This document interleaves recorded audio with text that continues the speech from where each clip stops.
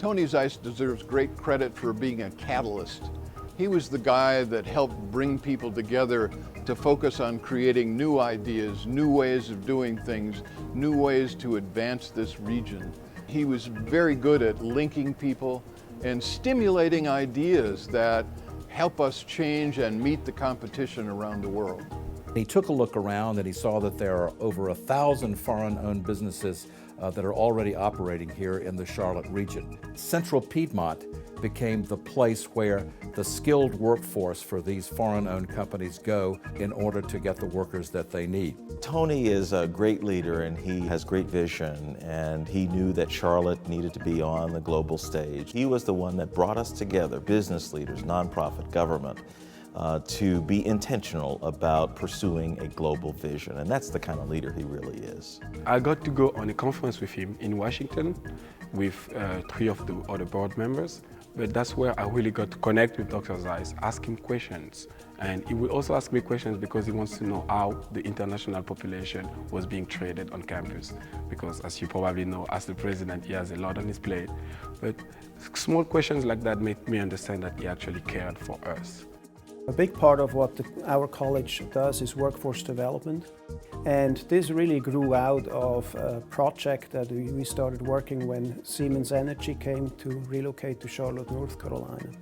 This project has really highlighted our capacities to build workforce development tools to help these companies to expand in our service area.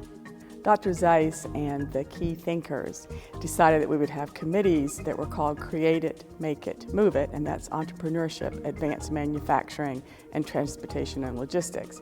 Those areas create jobs in the community, and we link to the corporations that are coming in to help link those jobs to the community. We formed a partnership with a group of German, Austrian, and Swiss companies called Apprenticeship 2000. And it was Dr. Zeiss's vision and understanding of what their needs were that we were able to provide a curriculum to support these manufacturers from across the world. And so now students in the Charlotte area have access to this remarkable Earn While You Learn apprenticeship program where they get paid to go through this part-time 4-year program. They're guaranteed a job when they graduate, and they're really on their way up through a company to move on to additional responsibilities through this Apprenticeship 2000 consortium. I went to Dr. Zeiss and asked him for help, and he actually challenged our leadership team there in Charlotte to really think differently, to start a youth apprenticeship program. And today there's a thriving program not only in the Charlotte facility but with Siemens across the United States, and I give Dr. Zeiss a lot of credit for that. His understanding that the German model of apprenticeship is the one that has a proven track record. Working with local companies in an effort to bring that model here, it truly gives us a competitive advantage. With Tony's vision and leadership, we could establish joint technical courses at CPCC. This is great for German companies, and it's great for those many wonderful students at CPCC. I had the pleasure of attending the Global Competitiveness Summit V in 2016, where Dr. Zeiss was a presenter, as well as being immersed in Kingston, Jamaica, partnering with the YMCA. And both of these were important to not only my degree program, but also the NC Scholars of Global Distinction program.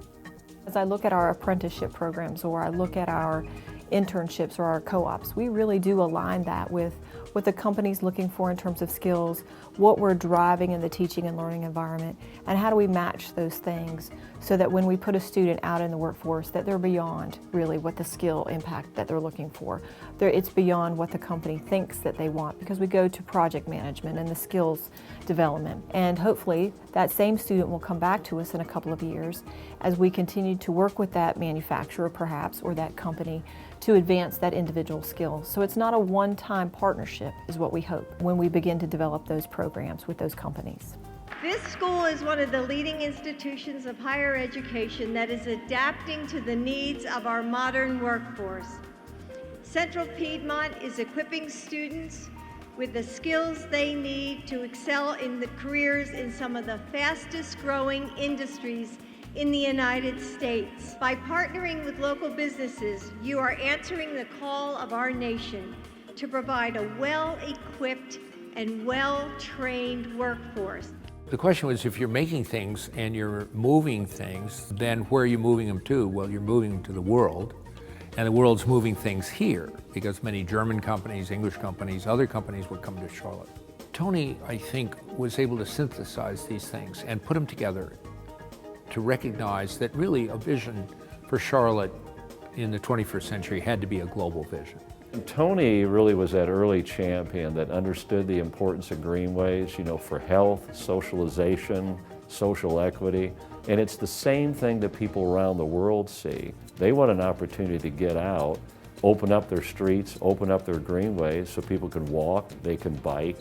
But he was really able, particularly with the Little Sugar Creek Greenway, to totally transform that part of the county through that one project. CPCC believed in me before I believed in myself, and the college just provided me with everything that I needed to be successful. When Dr. Zeiss is very busy with visitors of the college or very important people here, once he sees us, he leaves everything and he immediately comes to us just to ask about how we're doing, and it just makes us happy when he does that to us. It really comes back to what I think he values most, and that is what the human potential is, and he's committed his life to that on a grand scale, and so he's very deserving of this award, and so I congratulate him.